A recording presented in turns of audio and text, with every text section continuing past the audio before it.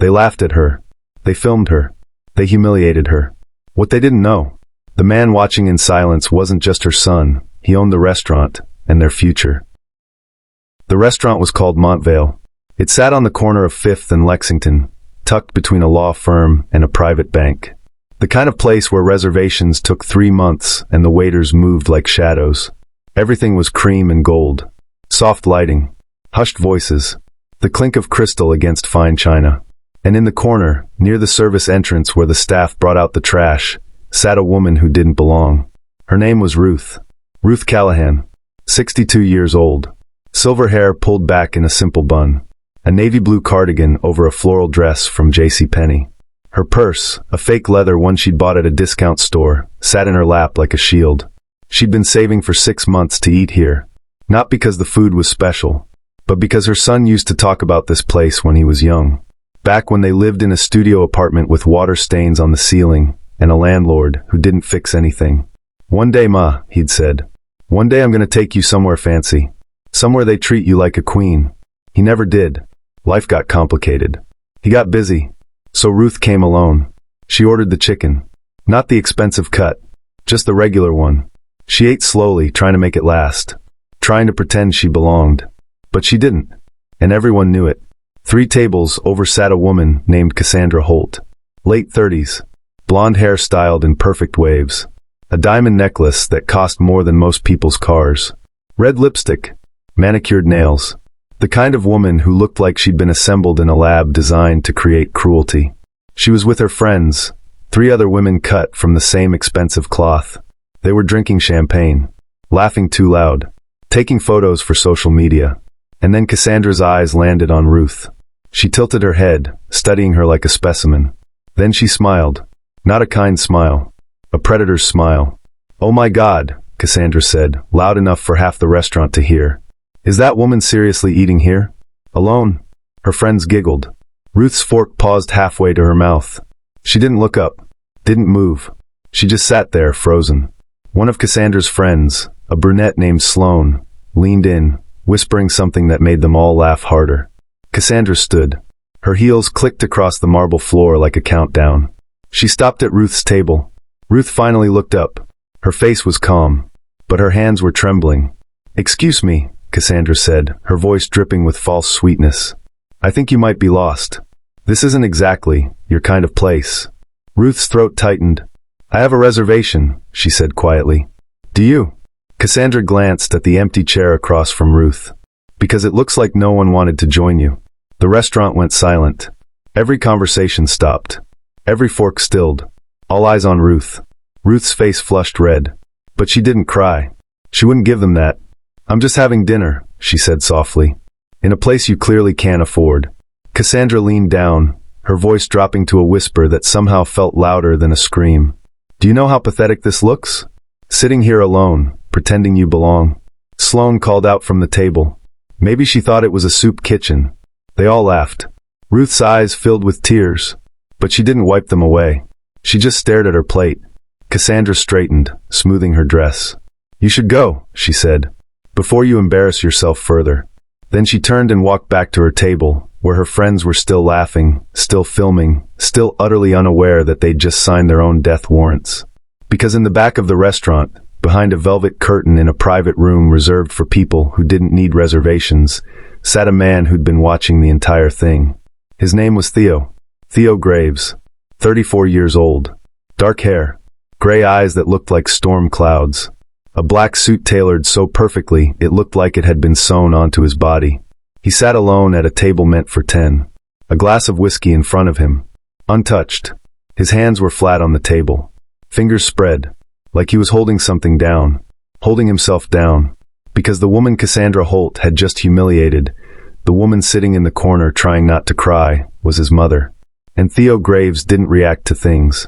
He calculated them. He planned them. And right now, he was deciding exactly how much suffering Cassandra Holt deserved. Spoiler, it was a lot. A man appeared at Theo's side. Tall, broad-shouldered, early 40s. His name was Felix Rowe, and he'd been Theo's second-in-command for 12 years. "Boss," Felix said quietly. Theo didn't move, didn't blink. He just kept staring at the table where Cassandra and her friends were toasting their own cruelty. "Find out everything," Theo said. His voice was calm. Flat. The kind of calm that made smart people run. Her name. Her address. Her husband. Her business. Her bank accounts. Her parking tickets. Her coffee order. Everything. Felix nodded. "Consider it done." "And Felix?" "Yeah." Theo finally looked at him. His eyes were empty. "Make sure she has no idea it's coming." Felix almost smiled. "She won't." Ruth didn't finish her meal. She left money on the table, more than the bill, because she didn't want them to think she couldn't pay, and walked out with her head down. No one stopped her. No one apologized. She was invisible again. Theo watched her leave through the window. His mother, the woman who worked 2 jobs to keep a roof over their heads, who never asked where the money came from when he started bringing it home at 16, who looked the other way when his knuckles came back split and bloody. She loved him anyway, never judged him, never asked him to be anything other than her son. And now she was walking down the street in shame because some socialite with too much money and too little soul decided to feel powerful. Theo stood, buttoned his jacket, and walked out of the restaurant without paying. He never paid at Montvale. He owned it. 5 days later, Cassandra Holt's perfect life started to crack. It began small. Her credit card was declined at Bergdorf Goodman. She was trying to buy a pair of shoes, Louboutins, red sole, $1,200, and the card reader beeped 3 times. "Declined." "That's impossible," Cassandra said, handing over another card. "Declined." "Try this one." "Declined." The saleswoman's smile grew tight. "Ma'am, perhaps you should call your bank." Cassandra's face burned red. She grabbed her purse and walked out, heels clicking furiously against the floor. She called her bank from the car. Waited on hold for 23 minutes. Finally, a representative picked up. "Ms. Holt, I'm seeing a security freeze on all your accounts." "A what?" "A freeze. Due to suspicious activity." "What suspicious activity?" "I'm not authorized to discuss that. You'll need to visit a branch in person with 2 forms of ID and—" Cassandra hung up. Her hands were shaking. That night, her husband came home late. His name was David, 42, lawyer, partner at a prestigious firm. He looked terrible. "We need to talk," he said. Cassandra set down her wine glass. "About what?" "I lost my job." The words hung in the air. Cassandra blinked. "What?" "They let me go. Said they were restructuring." "Restructuring? You've been there for 18 years. "I know. This doesn't make sense." David rubbed his face. "It gets worse." "How could it possibly?" "Our investments tanked. All of them. I checked this morning. We've lost almost everything." Cassandra stood. "That's impossible. We're diversified. We have advisors. I don't know what happened, but it's gone." Cassandra's world tilted. "How much do we have left?" David looked at her and said nothing. 2 days later, the photos arrived. Not to Cassandra. To her friends. Anonymous emails. No subject line. Just attachments. Pictures of Cassandra from years ago. At parties she didn't remember. With men who weren't her husband. Nothing illegal. But everything damaging. Her friends stopped answering her calls. Her social media mentions dried up. Invitations to galas and brunches stopped coming. She was being erased. And she had no idea why. Meanwhile, Ruth Callahan's mailbox was filling up with surprises. First came the flowers.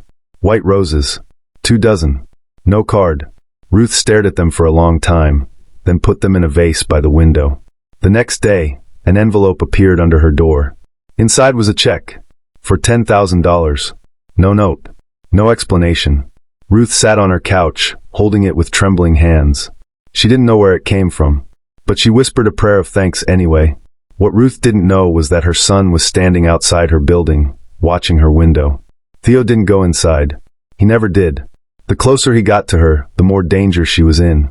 But that didn't mean he stopped protecting her. He just did it from the shadows. Felix appeared beside him. "It's done," Felix said. "Cassandra Holt is finished. Her husband's leaving her. Her reputation's destroyed. She'll be lucky to get a job waiting tables." Theo nodded slowly. But he didn't smile. Revenge didn't make him happy. It just made things even. "And the mother?" Felix asked carefully. Theo's jaw tightened. "She doesn't know I was there. And she never will." Felix didn't argue. He knew better. "You heading home?" Theo shook his head. "I have a meeting. With who? Theo didn't answer. He just walked away, hands in his pockets, disappearing into the night. Alone. Because that's what men like him were. Alone. Her name was Willa Finch. 26 years old. Brown hair usually pulled into a messy bun. Glasses she forgot to clean. A canvas bag full of notebooks, pens, and a laptop held together with duct tape. She was a journalist. Not for a big paper. Not for a network. For a small independent publication called The Citizen's Eye, a website that covered crime, corruption, and stories the mainstream media ignored. She didn't make much money. Her apartment was a studio in a bad neighborhood. But she was good at what she did. Really good. And for the past 8 months, she'd been investigating Theo Graves. She didn't have proof. Not yet. But she was close. She had sources. Whispers. Patterns. A web of connections that all led back to one man. A man who controlled half the city from the shadows. A man who didn't exist in any official capacity. No criminal record. No tax filings. No social media. A ghost. But ghosts left footprints if you knew where to look. And Willa was very good at looking. Her latest article went live on a Tuesday. The Invisible King, How One Man Controls an Empire No One Can See. She didn't name Theo. She didn't have enough to do that yet. But she laid out the pattern. The businesses. The money trails. The sudden disappearances of people who crossed the wrong lines. It was all there. And people were starting to notice. Theo read the article on his phone. Sitting in his office. Alone. Felix stood by the door, arms crossed. Want me to shut it down? Felix asked. No. She's getting close, boss. I know. So what do we do? Theo set his phone down. We watch her. And we wait. For what? Theo's eyes went cold. For her to make a mistake. Willa made her mistake 3 days later. She got a tip. An anonymous message on an encrypted app. Warehouse on Canal Street. Tonight. 11 p.m.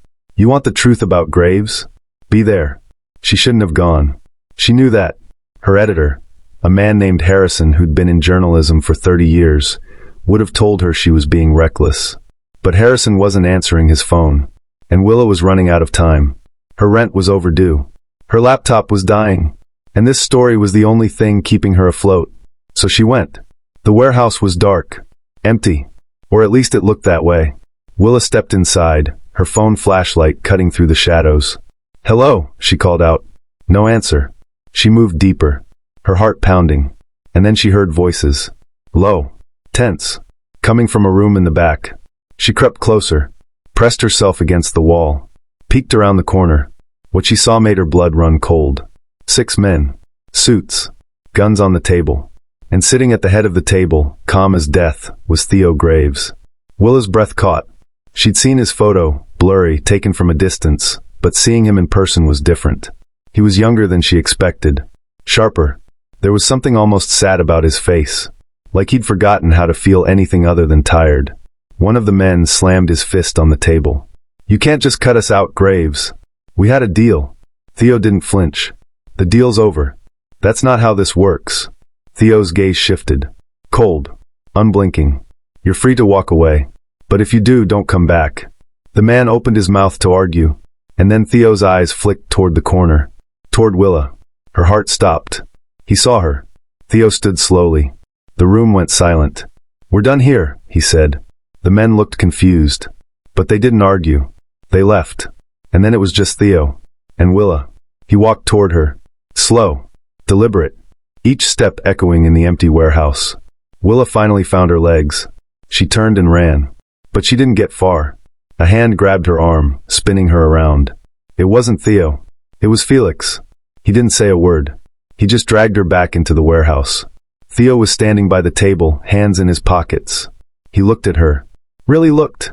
And for the first time in her life, Willa Finch thought she might not make it out of this room alive. Would you trust him? Or would you run? Felix shoved Willa into a chair. She hit it hard, her bag spilling across the floor. Notebooks. Pens. Her phone. Felix picked up the phone, crushed it under his boot, and kicked the pieces into the corner. Willa's hands were shaking, but she forced herself to look up. Theo was still standing by the table, watching her. He hadn't moved, hadn't spoken. The silence was suffocating. Finally, Theo walked toward her. Each step measured, controlled. He stopped a few feet away. "What's your name?" he asked. His voice was quiet, almost gentle. It made it worse. "Willa," she said.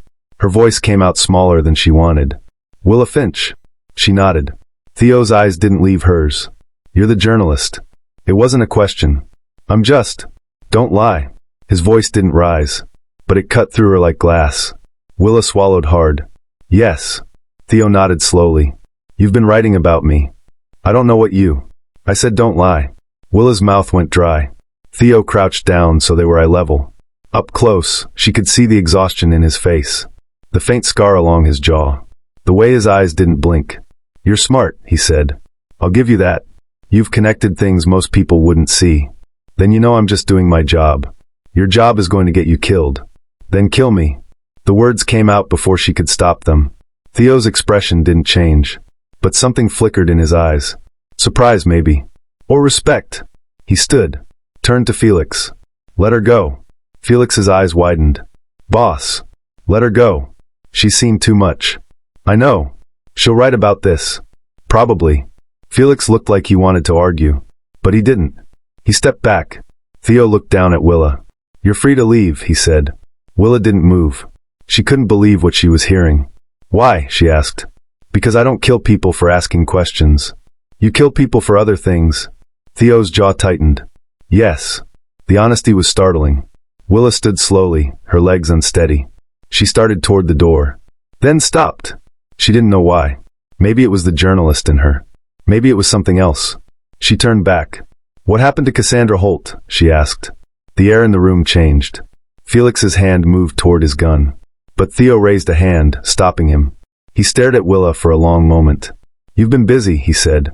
"It's what I do." "Then you should know when to stop." "I don't." Theo almost smiled. "Almost." "She got what she deserved," he said finally. "And what about the people who didn't deserve it? What about them? Do they get justice too? Or just the ones you decide?" Theo stepped closer, so close she could feel the heat coming off him. "You think you're brave," he said quietly. "Coming here, asking me these things. I think I'm desperate." "You're right." He reached into his jacket. Willa flinched, but he didn't pull out a gun. He pulled out a business card. He held it out to her. "If you're going to write about me," he said, "at least get the facts right." Willa stared at the card. It was blank except for a phone number. "What is this?" she asked. "A way to contact me. If you have questions." "Why would you give me this?" Theo's eyes met hers, and for the first time, she saw something other than cold calculation. She saw curiosity. "Because I want to know what you'll do with it," he said. Then he turned and walked away. Felix followed, and Willa was left standing alone in the warehouse, holding a business card from the most dangerous man in the city. Is this a trap? Or an invitation? Willa didn't call. Not the first day. Not the second. She told herself it was because she was smart, that she knew better than to trust a man like Theo Graves. But the truth was she was terrified. Not of him. Of herself. Because part of her wanted to call. Wanted to know more. Wanted to understand why a man who destroyed lives without hesitation had let her walk away. She kept the card in her pocket. Took it out. Put it back. Over and over. On the third day, her editor called her into his office. Harrison looked worse than usual. Bags under his eyes. Coffee-stained shirt. The look of a man who'd seen too much and slept too little. "Sit," he said. Willa sat. Harrison leaned back in his chair, arms crossed. "I'm pulling you off the Graves story." Willa's stomach dropped. "What? Why?" "Because you're in too deep." "I'm getting somewhere." "Exactly. And that's the problem." Harrison leaned forward. "Willa, I like you. You're talented. But you're also reckless. And this story? It's going to get you killed. I can handle it." "No. You can't." He slid a folder across the desk. Willa opened it. Inside were photos. Crime scenes. Bodies. All connected to Theo's organization. "These people thought they could handle it too," Harrison said quietly. Willa's hands trembled. But she didn't back down. "I'm not stopping." Harrison sighed. "Then you're doing it on your own time. Not on my dime. I'm not putting the publication at risk." "Fine." Willa stood. Walked to the door. Harrison called after her. "Willa." She stopped. "Be careful. Men like Graves don't let people get close unless they want something." Willa didn't answer. Because she already knew that. That night, she called the number. It rang twice. Then a voice answered. Not Theo. Felix. Yeah. I need to speak to Theo, Willa said. Who is this? He knows. There was a pause. Then Felix's voice came back, quieter. Hold on. A moment later, Theo's voice came through the line. Willa. Her name sounded different in his mouth. Softer. Almost human. I have questions, she said. I thought you might. I want an interview. On the record. Theo was quiet for a long time. No. Then why give me the number? Because I wanted to see if you'd call. And now that I have? Now we set rules. Willa frowned. What kind of rules? You don't write anything without running it by me first. That's not how journalism works. It's how staying alive works. Willa's jaw tightened. I'm not your PR team. And I'm not your source. But if you want to understand what I do, you need to see it. Not just write about it. What does that mean? It means you come with me. You watch. You listen. And when you're ready, you ask your questions. And then what? Then you decide what kind of story you want to tell. Willa's heart was pounding. This was insane. Dangerous. Everything Harrison warned her about. When? She asked. Tomorrow night. 10 p.m. I'll send you an address. And if I don't show up? Then you don't. And we never speak again. The line went dead. Willa sat there, staring at her phone. Would you go? The address led her to a club. Not the kind she'd ever been to. This one didn't have a name. No neon sign. Just a black door in an alley that looked like it led nowhere. Willa stood outside, second-guessing everything. Then the door opened. Felix stood there, arms crossed. You're late, he said. I wasn't sure I was coming. But you did. He stepped aside. Willa walked in. The club was loud. Dark. Bodies moving under red lights. But Felix didn't take her to the dance floor. He led her upstairs, to a private room overlooking the chaos below. Theo was standing by the window, hands in his pockets. He didn't turn around when she entered. You came, he said. I'm a journalist. I follow stories. Is that all I am? A story? Willa didn't answer. Theo finally turned. He was wearing a black shirt. No jacket. The first time she'd seen him without one. He looked almost normal. Almost. Sit, he said. Willa sat on the couch. Theo poured 2 glasses of whiskey. He handed her one. She didn't drink it. What am I doing here? She asked. Learning. Learning what? That the world isn't as simple as you think it is. Willa set the glass down. I never said it was simple. You write like it is. Good guys. Bad guys. Justice. Corruption. And you're telling me it's not. Theo sat across from her. I'm telling you that people do terrible things for reasons you'll never print. And the ones you call heroes? They're just better at hiding it. That's convenient for you. It's the truth. Willa leaned forward. Then tell me your truth. Why do you do this? Theo's expression didn't change, but his eyes darkened. Because someone has to. That's not an answer. It's the only one you'll get tonight. Before Willa could respond, Felix appeared in the doorway. Boss, we've got a situation. Theo stood immediately. What kind? The kind you need to handle personally. Theo looked at Willa. You wanted to see what I do. Now's your chance. I'm not going to. You're not writing. You're watching. That was the deal. Willa's pulse quickened. But she stood. Fine. Theo almost smiled. Try to keep up. They drove in silence. Willa sat in the back of a black SUV, Felix driving, Theo beside him. No one spoke. The city blurred past the windows. After 20 minutes, they pulled up to an old factory building. Theo got out. Willa followed. Inside, a man was tied to a chair. His face was bruised, bleeding. Willa's stomach turned, but she didn't look away. Theo walked up to the man slowly. You stole from me, Theo said quietly. The man shook his head frantically. I swear I didn't. Don't lie. Theo's voice was still calm, but the man started crying. Please. I have a family. So did the people you put at risk. Theo crouched down. I level. I gave you a choice. You made it. Now you live with it. He stood, nodded to Felix. Felix pulled out a gun. Willa's breath caught. Wait. Theo raised a hand. Felix stopped. Theo looked at Willa. You wanted the truth. This is it. You're going to kill him? No. Theo turned back to the man. I'm giving him one more chance. Because I'm not a monster. He leaned in close. But if I ever see you again, I won't be this generous. The man nodded, sobbing. Theo walked out. Willa stood there, shaking. Felix cut the ropes. The man collapsed, and Willa followed Theo into the night. Is he merciful, or just playing a game? They didn't speak on the drive back. Willa sat in the back seat, her mind racing. She'd just watched a man beg for his life, and Theo had spared him. But the gun had been there. The threat had been real. Was that mercy, or control? When they pulled up to her apartment, Theo finally turned around. You're quiet, he said. I'm processing. What's there to process? You saw what you wanted to see. I saw you terrify a man. I saw you spare him. Theo's jaw tightened. You think those are different things? Aren't they? He didn't answer. Willa opened the door, then stopped. Why did you let me see that? She asked. Theo looked at her. Really looked. Because I wanted you to understand. Understand what?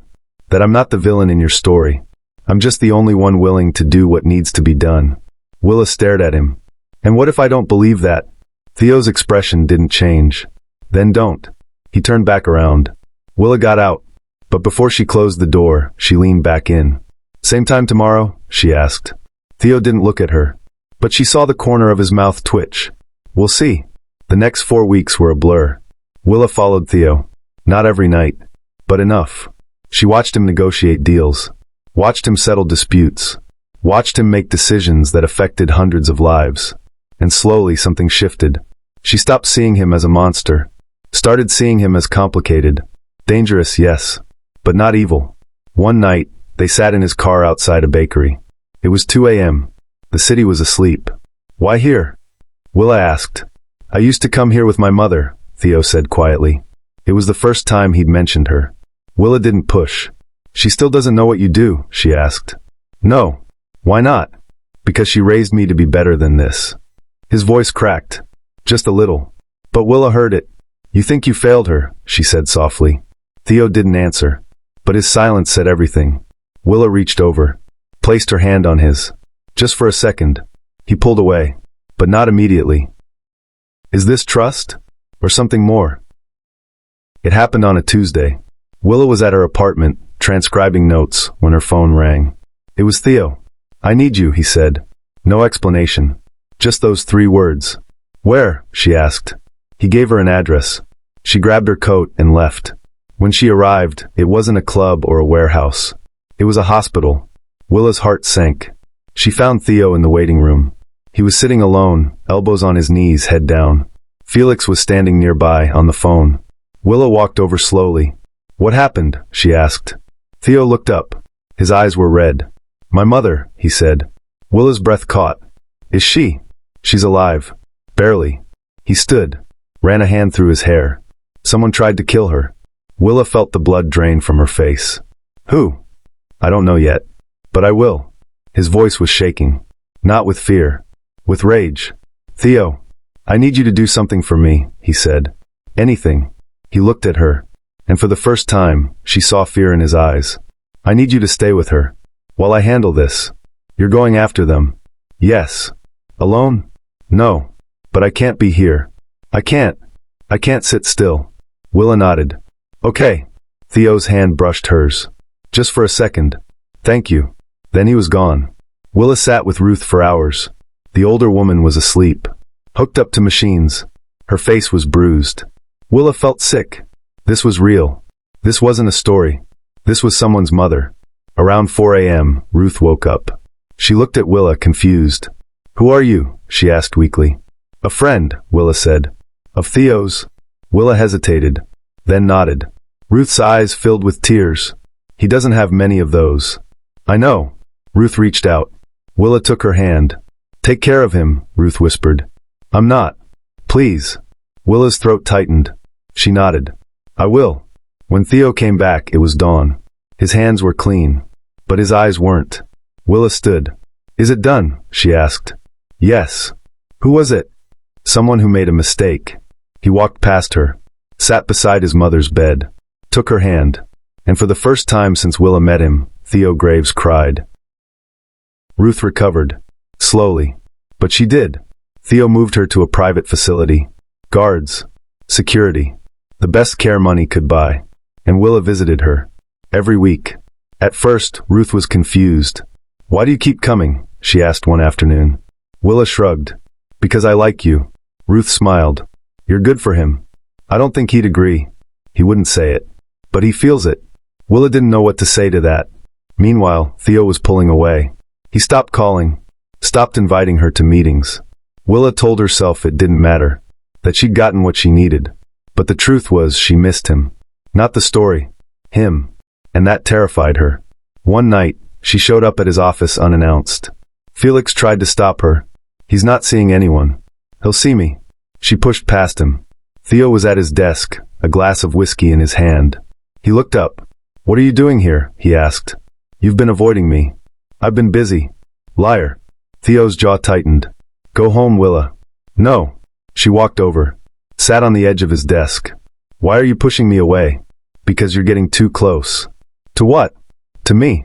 The words hung in the air. Willa's heart was pounding. And that's a problem? She asked. Theo stood. He was close now. Too close. Yes, he said quietly. Why? Because I destroy everything I touch. I'm not afraid of you. You should be. Willa reached up, touched his face. He flinched. But he didn't pull away. I'm not afraid, she whispered. Theo's hand came up, covered hers. And for a moment, they just stood there. Then he pulled back. You need to leave. Theo. Now. His voice was hard. Final. Willa's eyes stung. But she didn't cry. She just walked out. And this time, she didn't look back. 2 weeks passed. Willa threw herself into work. She wrote, deleted, wrote again. But every story felt empty. Because the one story she wanted to tell, the one about a man who carried the weight of the world and refused to let anyone help, was the one she couldn't write. One night, her phone buzzed. It was Felix. You need to come. Now. Willa's stomach dropped. She grabbed her keys. The address was a church. Old. Abandoned. Willa walked in slowly. The pews were empty. Except for one. Theo sat in the front row, head bowed. Willa walked down the aisle. Sat beside him. What happened? She asked. Theo didn't look at her. I killed a man tonight. Willa's breath caught. Who? Someone who deserved it. Someone who hurt innocent people. Then why do you look like this? Theo finally looked at her. His eyes were hollow. Because I didn't feel anything when I did it. And that scares me more than anything. Willa reached for his hand. This time, he didn't pull away. You're not a monster, she said. How do you know? Because monsters don't cry in hospitals. They don't protect their mothers. They don't sit in churches questioning their choices. Theo's grip tightened. I don't know how to be anything else. Then let me help you. I can't. Why? Because if I let you in, I'll lose you. And I can't. His voice broke. Willa turned his face toward hers. You won't lose me. You don't know that. I do. She leaned in. Their foreheads touched. And in that moment, Theo Graves, the man who controlled an empire, who commanded fear with a whisper, let himself break. He wrapped his arms around her, held her like she was the only thing keeping him from falling apart. And maybe she was. Is love enough to save a broken man? Things changed after that night. Slowly. Carefully. Theo didn't become soft. But he became present. He called Willa. Checked on her. Let her into parts of his life he'd kept locked away. She met his inner circle. Learned the names behind the shadows. And they accepted her. Because Theo trusted her. And in his world, that meant everything. But not everyone was happy. There were people who saw Willa as a weakness. A liability. One of Theo's rivals, a man named Julian Cross, saw an opportunity. It started with a photo. Sent to Theo's phone. Willa. Walking into her apartment. No message. Just the photo. Theo's blood ran cold. He called Felix immediately. Find him. Already on it. And Willa? She's being moved to a safe house. Now. Willa didn't argue. She packed a bag. Got in the car. And let Felix take her somewhere she'd never been. A cabin in the mountains. Quiet. Isolated. Safe. Theo showed up an hour later. He didn't say anything. Just pulled her into his arms. I'm sorry, he whispered. For what? For dragging you into this. Willa pulled back. Looked him in the eyes. I walked in on my own. You didn't know what it would cost. I still don't regret it. Theo kissed her. Not soft. Not gentle. Desperate. Like he was trying to memorize the feeling. Because he didn't know if he'd get another chance. Julian Cross made his move 3 days later. An ambush. One of Theo's supply routes. 5 men dead. Millions in product gone. It was a declaration. And Theo answered. Willa watched from the cabin as Theo's world went to war. She saw the exhaustion in his eyes when he came back each night. The blood on his hands he couldn't quite wash off. This has to end, she said one night. It will. How? Theo looked at her. One of us has to die. Willa's stomach dropped. Then let me help. No. Theo. I won't risk you. Not for this. Then what's the point? The point. Of us. Of this. If you're just going to shut me out every time it gets hard. Theo's jaw tightened. I'm protecting you. I don't need protection. I need a partner. You can't be my partner in this. Why not? Because I love you too much to let you die for me. The words hung in the air. Willa's eyes filled with tears. You love me? Theo's walls crumbled. Yes. She crossed the room. Kissed him. Then trust me. And for the first time he did. Together, they devised a plan. Willa would go public. Not with everything. But enough. An article exposing Julian Cross's operations. His crimes. His weaknesses. It would draw him out. And when he came for her, Theo would be waiting. The article went live on a Friday. By Saturday, Julian knew. By Sunday, he moved. Willa was alone in the cabin when the door opened. Her heart stopped. But it wasn't Julian. It was one of his men. Gun drawn. Where is he? The man asked. I don't know. Liar. He grabbed her. And Willa screamed. Theo heard it through the wire. He was already moving. Felix and his team behind him. They hit the cabin in under 3 minutes. The man didn't stand a chance. Theo found Willa in the corner, shaking. He pulled her into his arms. I've got you. He said Julian is coming. Let him. Julian Cross arrived an hour later. With 15 men. Theo had 25. The fight was brutal. Fast. Bloody. When it was over, Julian was on his knees. Gun to his head. Theo standing over him. You touched her, Theo said quietly. She's just a girl. She's my girl. Theo pulled the trigger. The war ended. Theo's power solidified. But the cost was high. He lost men. Friends. And something inside him he'd never get back. Willa stayed. Even when it got hard. Even when the nightmares came. She stayed. Because love wasn't about the easy moments. It was about the broken ones. One night, 6 months later, Theo took her to the bakery. The one he used to visit with his mother. They sat outside, eating pastries. I'm leaving, Theo said quietly. Willa froze. What? Not the city. The life. I'm stepping back. Felix is taking over. Why? Theo looked at her. Because I want a life. With you.